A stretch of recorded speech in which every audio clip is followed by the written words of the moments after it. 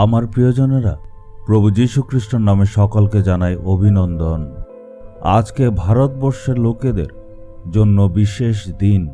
আপনারা নিশ্চয় জানেন, আমাদের রাষ্ট্রপিতা মহাত্মা গান্ধীর আজকে জন্মদিন। সারা দেশ এই দিনটাকে উদযাপন করে, পুরো দেশ এই দিনটাকে মানায়। জিজাস রিডিমস মিনিস্ট্রির জন্য এটা বিশেষ দিন। আজকের দিনেই 1978 সনে একটা ছোট্ট দল প্রার্থনা করেছিল। এই যে জিজাস রিডিমস মিনিস্ট্রির শুরুটা এই দিনেই হয়েছিল। এটা কিভাবে সম্ভব হলো? আমি 12 বছর চেন্নাইয়ে ছিলাম। সেখানে ঈশ্বর আমার সাথে কথা বলেছিল। উনি আমাকে বলেছিলেন, তুমি চেন্নাই শহর ছেড়ে সেই গ্রামের মধ্যে চলে যাও। আর সেখানে আমি গিয়ে সেবা কাজ শুরু করেছিলাম। আর সেই গ্রাম এমন গ্রাম ছিল, যাতায়াতের কোনো সুবিধা ছিল না। সারাদিনে শুধুমাত্র একটি গাড়ি চলত, আর বিশেষ কোনো সুবিধা ছিল না। যদিও বিদ্যুৎ ছিল, কিন্তু মানুষের ঘরে লাইট ছিল না, পড়াশোনার সুবিধা ছিল না। আর যখন আমি এই জায়গাতে এসেছিলাম, তখন অন্য কোনো সেবা কাজ এখানে ছিল না। আর এখানে কাউকে আমি চিনতামও না। তাই জঙ্গলে গিয়ে ঘন্টার পর ঘন্টা আমি প্রার্থনা করতাম। এক বিকেলবেলা যখন প্রার্থনা করছিলাম, হঠাৎ ঈশ্বর আমাকে একটা আশ্চর্য দর্শন দেখালেন। ঈশ্বর স্পষ্টভাবে দেখিয়েছেন, তোমার দ্বারা আমি মহৎ কাজ করব। তোমার এমন এমন করতে হবে, এইভাবে করতে হবে। সব ঈশ্বর আমাকে শিখিয়েছিলেন।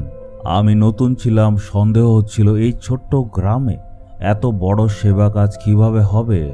সেই সময় আমি নতুন ছিলাম, কিছুই জানতাম না। কিন্তু ঈশ্বর আমাকে বলছে, তোমার দ্বারা আমি একটা বড় কাজ করব। এই জন্যই আমি তোমাকে এখানে এনেছি। আমি ভাবছিলাম সম্ভব নয়, কিন্তু ঈশ্বর এই প্রতিজ্ঞাটা আমায় করলেন। এই জন্য আমি ঈশ্বরকে গিয়ে জিজ্ঞেস করলাম, এই সব কিছু কিভাবে সম্ভব হবে?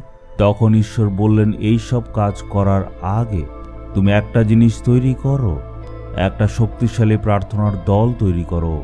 প্রার্থনার দ্বারাই এই সব কিছু করা সম্ভব। প্রার্থনার দ্বারাই এই সব কিছু সম্ভব হবে। আর সেই দিন আমরা একটা প্রার্থনার দল তৈরি করলাম। সেই দিন কম করে হলেও 30 জন মানুষ একত্র হয়েছিল। আমরা সবাই দেশের জন্য প্রার্থনা করেছিলাম। সেই দিন থেকে আমরা প্রার্থনা শুরু করলাম। আর ঈশ্বরের অনুগ্রহতে এখনও এই প্রার্থনার কাজ চলে। ঈশ্বরের সে প্রতিজ্ঞা অনুসারে আর সেই দর্শন অনুসারে প্রার্থনা আমরা শুরু করলাম। আর তারপর আস্তে আস্তে ঈশ্বর তার পরিকল্পনা পূর্ণ করলেন। আমি নিজে আশ্চর্য হয়ে গেছি, এত ছোট গ্রামে এত বড় একটা সেবা কাজ ঈশ্বর কিভাবে করলেন। ঈশ্বর যা প্রতিজ্ঞা করেন সেটা পাল্টায় না। এটা আমাদের জীবনে কিভাবে হবে? ঈশ্বরের বাক্যের দিকে ধ্যান দিন। আমরা দেখব আদি পুস্তক 28 অধ্যায় 15 পদে কি লেখা, আমি তোমার সাথে আছি ও তুমি যেখানে যাও না কেন আমি তোমার উপর নজর রাখবো এবং তোমাকে এই দেশে ফিরিয়ে আনবো।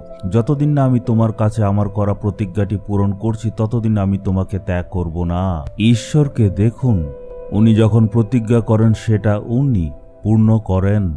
ঈশ্বর ত্যাগ করে যান না, উনি তার প্রতিজ্ঞা সম্পূর্ণ পূর্ণ করেন। আমি নিজের চোখে দেখেছি ঈশ্বরের প্রতিজ্ঞা পূর্ণ হতে। আমার জীবনে যা যা ঈশ্বর প্রতিজ্ঞা করেছেন, উনার মুখ থেকে যা যা জিনিস বেরিয়েছেন, এখন পর্যন্ত সব উনি পূর্ণ করেছেন। আপনার জীবনেও নিশ্চয় ঈশ্বর এমন প্রতিজ্ঞা করেছেন। সেই প্রতিজ্ঞাটা যাতে পূর্ণ হয়, তার জন্য প্রতিদিন আপনি প্রার্থনা করুন, মুখে ঘোষণা করুন, তখনই আপনার জীবনে সে প্রতিজ্ঞা পূর্ণ হবে। এটা ঈশ্বর শিখিয়েছেন। তুমি প্রার্থনা করতে থাকো আর আমি প্রতিজ্ঞা পূর্ণ করতে থাকবো। প্রভু এমনই করেছেন।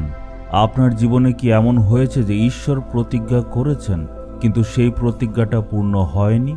আপনার উপবাস প্রার্থনা করতে হবে। ঈশ্বর যা যা প্রতিজ্ঞা করেছেন সেগুলি উনি পূর্ণ করবেন। ঈশ্বর বলছেন, আমার করা প্রতিজ্ঞা যতক্ষণ আমি পূর্ণ না করি ততক্ষণ আমি ছেড়ে যাব না। প্রার্থনা করুন, আমাদের সেবা কাজের জন্য প্রার্থনা করুন। আর ঈশ্বর যা প্রতিজ্ঞা করেছেন তার জন্য প্রশংসা করুন। প্রভু ধন্যবাদ জানাই। এই সেবা কাজ শুরু করার জন্য আপনি প্রতিজ্ঞা করেছেন, ধন্যবাদ দেই। এই সেবা কাজে যা যা প্রতিজ্ঞা আপনি করেছেন সব আপনি পূর্ণ করেছেন, ধন্যবাদ জানাই।